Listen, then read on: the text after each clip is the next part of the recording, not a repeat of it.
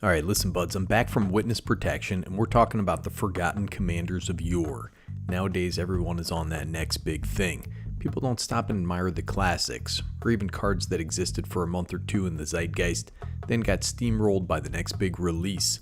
Let's take a minute and talk about some commanders that got passed by in the deluge of product from recent years. But first, listen up dude, you gotta like and subscribe, you gotta join the Patreon if you want to, join the Discord, send me pictures of your dog, send me pictures of AI dogs skydiving. That's my new thing, brother. Now let's start off strong and beefy with Agar the Freezing Flame.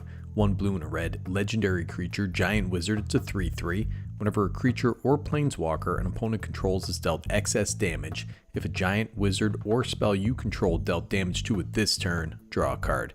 Look at this mountain of a man. He's a giant, really, dude. Immensely powerful with this huge stat block. Well, wait a second, dude. He's a 3/3. Not that huge. Probably not getting too wild with that. But he opens an interesting archetype.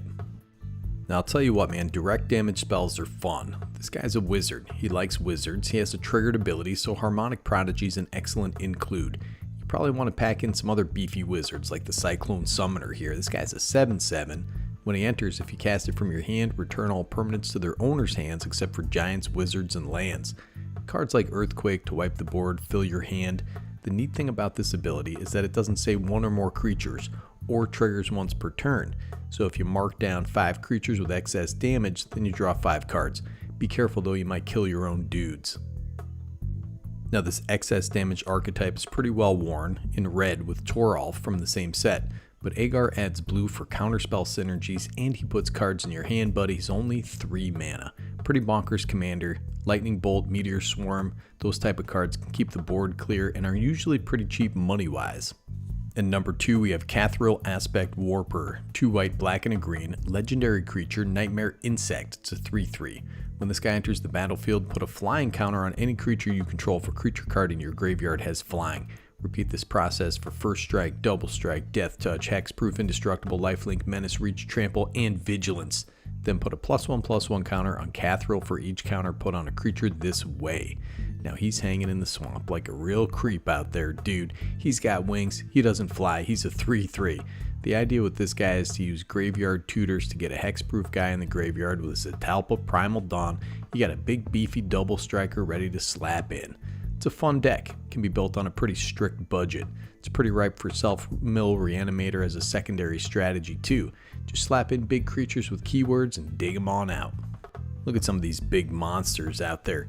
+1/+1 counter synergies are also pretty key. You can slap in that Corpse Jack brother in there. He's doing the work of the Lord out there, man. And if you're leaning in the self-mill, don't forget about this guy, the Screeching Scorch Beast. 4 black creature, Bat Mutant, it's a 5/5. He's got flying and menace. Fantastic. Whenever this guy attacks, each player gets 2 rad counters. Whenever one or more non-land cards are milled, you may create that many 2/2 black zombie mutant creature tokens.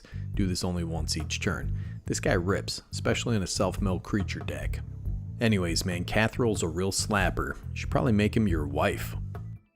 And next up at number 3 we have Perrie the Pulverizer. 1 green, white, and a blue, legendary creature, Rhino Soldier, it's a 3/3.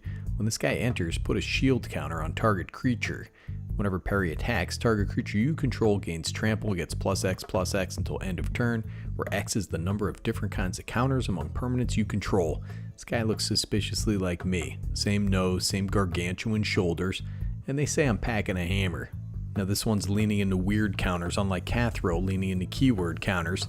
We have those shield counters out there from New Capenna. You got oil counters, slumber counters, flood counters, charge counters, loyalty counters, slap in some keyword counters. I mean, the world is your oyster, dude. The strategy is relatively simple too. Get this guy huge. No answer? Well, somebody's dead. It's a very fun card. Power increasing counters will make a huge difference too.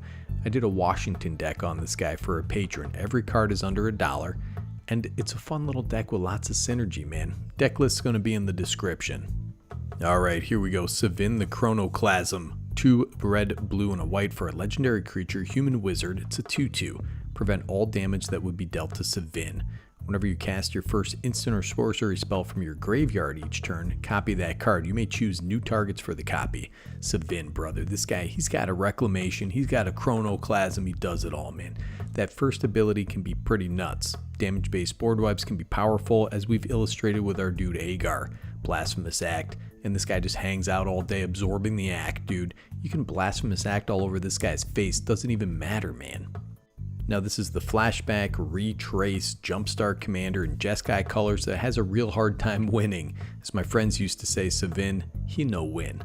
But I think it's a neat card. We need to give this guy his flowers somewhere. But there's also a bunch of cards that let you cast stuff from graveyards. Backdraft Hellkite, Snapcaster Mage, Recoup. There are also cards that let you cast things from your graveyard like Cail, Waterdeep Prodigy. Just be careful. Make sure these cards don't say exile then cast or exile then cast a copy, because you aren't casting those from the graveyard, you're casting them from exile. Now Savin might be your only chance to play the most perfect card in Magic the Gathering, Laboratory Drudge. 3 and a blue, creature zombie horror, it's a 3/4.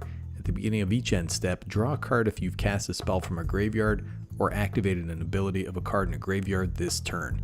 Anyways, man, listen, Savin is something to reflect on when you're on the toilet a little later today. And when's the last time you thought about Lord Xander the Collector? 4 blue, black, and a red, legendary creature, vampire demon noble, it's a 6/6. When this guy enters the battlefield, target opponent discards half the cards in their hand, rounded down. Whenever this guy attacks, defending player mills half their library rounded down, and when he dies, target opponent sacrifices half the non-land permanents they control rounded down. 7 mana for this big, stupid idiot. Dude, I remember when this was spoiled, everybody literally lost their minds. People were just running into the sea.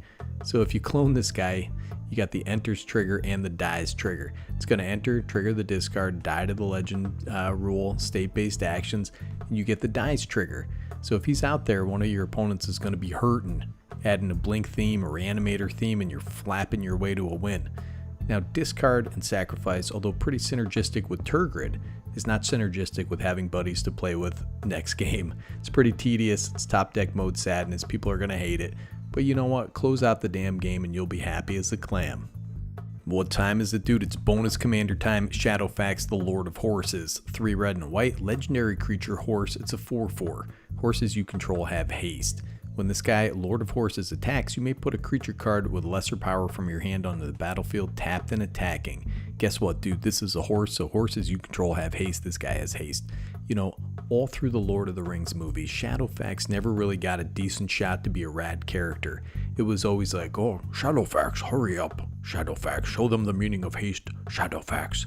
This card rips, dude, and I'm going to tell you why. You end up just vomiting permanents out there, getting extra combats, getting counters on your dudes. It's a Boros attack deck. Now listen, man, there aren't a ton of horses in this game, but Kelith Sunmane Familiar pops in this deck. 1 and a white, legendary creature horse, it's a 1/1. Whenever a commander you control attacks, put a +1/+1 counter on it, has partner.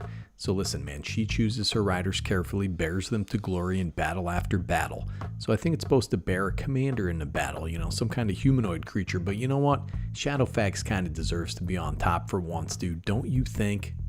Now we also have guys with cool haircuts, like the Blade Historian here. So this guy says attacking creatures you control have double strike, man. We also use the Odrix out there to enhance our combat capabilities.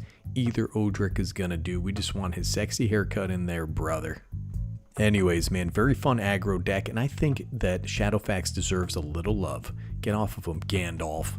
So there's some unique commanders, some unique deck lists for your perusal. I think I did 6 of these guys, but I don't have deck lists for all of them, you know what I mean? Get off my back, dude. Get off me, Gandalf.